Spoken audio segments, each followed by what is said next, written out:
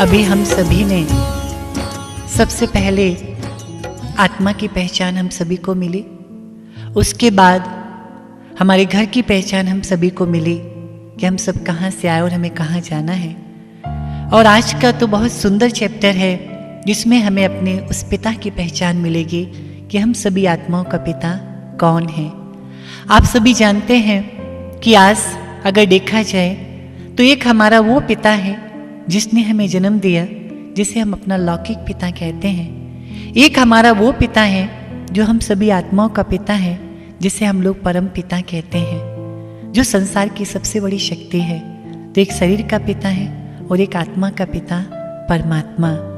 तो जिस प्रकार से अगर देखा जाए, एक हाथी का बच्चा है, हाथी की तरह होगा। एक शेर का बच्चा है, शेर की तरह होगा। एक मनुष्य का बच्चा है तो मनुष्य की तरह होगा। ऐसे ही आत्मा ज्योति स्वरूप है तो उसका पिता परमात्मा भी कैसा होगा? ज्योति स्वरूप। क्लियर है ना? आत्मा ज्योति स्वरूप है, ऐसे परमात्मा भी कैसा है? ज्योति स्वरूप। आप सभी जानते होंगे जिस प्रकार से आज हमारी भारतीय संस्कृति में एक बहुत सुंदर नियम बना हुआ है कि जब भी हम मंदिर में जाते हैं, परमात्मा के उस देव स्थान पर जब हम लोग जाते हैं तो दीपक जलाते हैं, ज्योति जलाते हैं। इस बात से क्या स्पष्ट होता है? जो सारे संसार के आगे प्रकाश करने वाला है उसके आगे हम भला क्या प्रकाश करेंगे। लेकिन वो ज्योति जलाना इस बात का प्रतीक है कि वो परमात्मा ज्योति स्वरूप है। तो हम सब आत्माएं हैं। हमारा जो पिता परमात्मा, उसका रूप क्या है? ज्योति स्वरूप। हम सब आत्माएं कैसे ज्योति स्वरूप हैं, इसके लिए एक छोटा सा एग्जाम्पल हम आपको देंगे। आज हमारी भारतीय संस्कृति में अगर देखें, जिसके लिए कहते हैं ना कि गर्भ से निकले बाहर आयो दर्शन पायो ज्योति का, गर्भ से निकले बाहर आयो दर्शन पायो ज्योति का, बड़े हुए स्कूल गए तो ज्ञान करायो ज्योति का, बड़े हुए स्कूल गए तो ज्ञान करायो ज्योति का, पंडित आए कथा सुनाए तो दीपक जलायो ज्योति का, शरीर छोटा शमशान गए तो दिया जलायो ज्योति का, जीते ज्योति मरते ज्योति, खेल है सारा ज्योति का। हम उस लोक के वासी हैं जहाँ से चलता सारा खेल, और सभी आत्माएं ऐसे चमकती बिन बाती बिन तेल। तो इससे क्या स्पष्ट होता है कि हम सभी आत्माएं ज्योति स्वरूप हैं। जिस प्रकार से एक बच्चा जब जन्म लेता है तो वहाँ पर क्या करते हैं? दीपक जलाते हैं। क्या कहते हैं? हमारा कुल का दीपक आ गया। तो वहाँ पर भी हमें ये बताया जा रहा है कि हम सभी आत्माएं क्या है? एक ज्योति स्वरूप हैं। जैसे हम ज्योति स्वरूप हैं वैसे हमारा पिता भी क्या है? ज्योति स्वरूप है।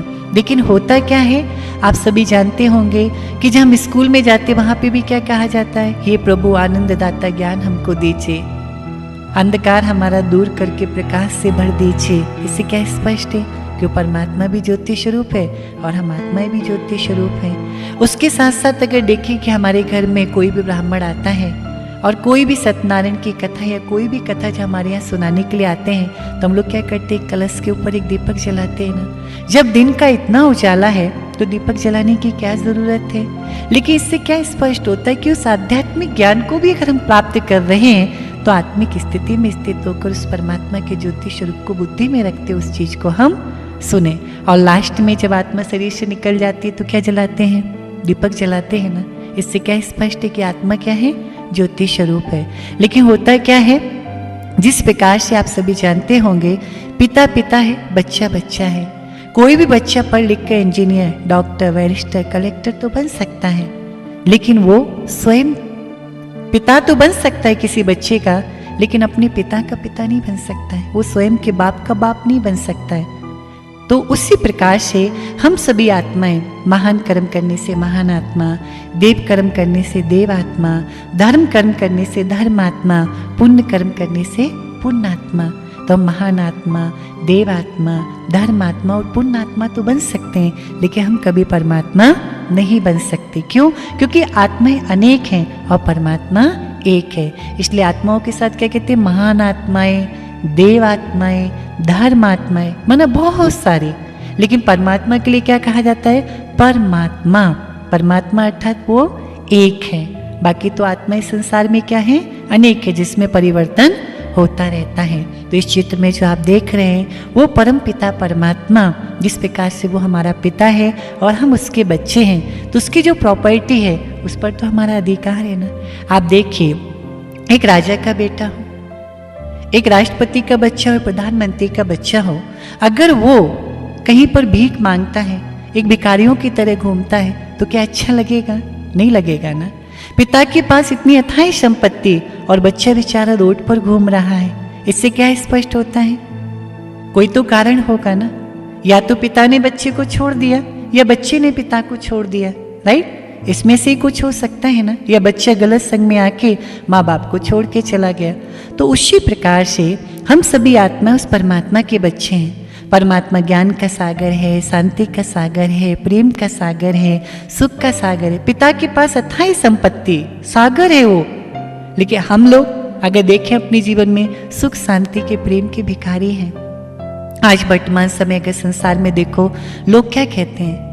भले ही 56 भोजन ना हो, सूखी रोटी हो लेकिन शांति हो। भले ही 56 भोजन ना हो, सूखी रोटी हो लेकिन शांति हो। भले ही महल ना हो, झोपड़ी हो लेकिन सुख हो। भले ही संपत्ति ना हो लेकिन जीवन में प्रेम हो। तो 56 भोजन से ज्यादा कीमती शांति है।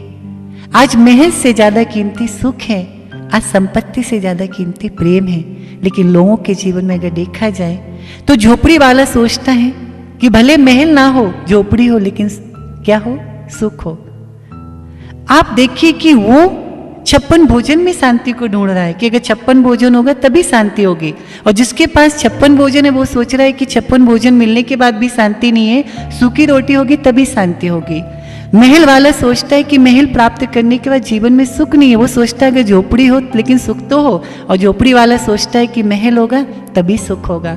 जिसके पास संपत्ति है वो सोचे संपत्ति मेरे पास आई, मेरे लोग मुझसे दूर हो गए, भले संपत्ति ना हो लेकिन जीवन में प्रेम तो हो। लेकिन जिसके पास संपत्ति नहीं वो सोच रहा है कि जब संपत्ति जीवन में होगी तभी प्रेम होगा। तो सूखी रोटी वाला 56 भोजन में शांति ढूंढ रहा है, 56 भोजन वाला सूखी रोटी में शांति ढूंढ रहा है। वो महल में सुख ढूंढ रहा है, वो झोपड़ी में सुख ढूंढ रहा है, वो संपत्ति में प्रेम ढूंढ रहा है और वो सोचा संपत्ति नहीं होती तो अच्छा था। अब आप ये बताइए कि इन सब चीजों में क्या सुख शांति प्रेम है? इन सब चीजों में कुछ नहीं है। सच्ची प्रेम सुख शांति तो उस परमात्मा से ही प्राप्ति होगी जो हम सभी आत्माओं का पिता है। उस पर हमारा पूरा अधिकार है, उसके वर्षे पर, उसकी प्रॉपर्टी पे हमारा पूरा अधिकार है। लेकिन वो सब कुछ हमें कब प्राप्त होगा? जैसे कहते नहीं, एक होता है एहसान, एक होता है संबंध, एक होता है प्रेम, एक होती है प्राप्ति। एहसान, संबंध, प्रेम और प्राप्ति। कहीं कहीं संबंधों के आधार पर एक दूसरे को मदद की जाती है, कहीं कहीं मदद के आधार पर संबंध बन जाते हैं। लेकिन होता क्या है, जैसे कि आप देखिए आज वर्तमान समय दुनिया में जिन लोगों को हम देखते हैं जो आज अपने पेरेंट्स से दूर हैं, उसका कारण क्या है? वो अपने माँ बाप से यही कहते हैं कि आपने हमारे लिए क्या किया, सारा जीवन ही ऐसे निकाल दिया। तो आज जो माँ बाप ने हमारे साथ किया था, उनके उन एहसानों को भूलने के कारण आज उनके प्रति हमारे हृदय में प्रेम कम हो गया। और उस प्रेम कम होने के कारण क्या हुआ? संबंध दूर हो गया। टूटा नहीं, संबंध दूर हो गया। और संबंध दूर होने के कारण क्या हो रहा है? आज जो प्राप्ति हमें होनी चाहिए, जो माँ बाप की प्रॉपर्टी के हम वारिस थे, आज वो प्राप्ति हमको नहीं हो रही है। तो प्राप्ति कम होने का कारण क्या है? संबंध दूर। संबंध दूर होने का कारण क्या है? प्रेम की कमी। और प्रेम कम होने का कारण क्या है? उनके उपकारों को, उनकी मदद को, उनकी उस पालना को हम सभी भूल गए। तो उसी प्रकार से परमात्मा हमारा पिता है और हम उसके बच्चे हैं। तो जब वो हमारा पिता है और हम उसके बच्चे हैं, उसने हमारे ऊपर कितने उपकार, कितने एहसान और कितनी हमारी मदद की, आज इन सब चीज़ों को संसार के मनुष्य भूल चुके हैं।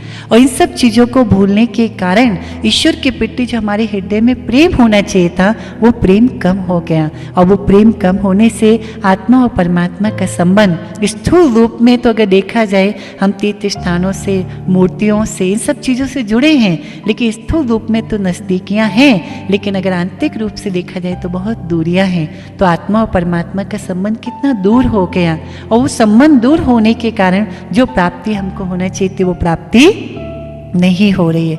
तो अगर हम चाहते कि हमें प्राप्ति हो तो प्राप्ति करने के लिए हमें क्या करना होगा, संबंध को नज़दीक लाना होगा। और संबंध को अगर नज़दीक लाना है तो अपने हृदय में प्रेम बढ़ाना होगा। और प्रेम को अगर बढ़ाना है तो ईश्वर के उस उपकारों को, उसके उस एहसानों को हमें अपनी बुद्धि में रखना होगा।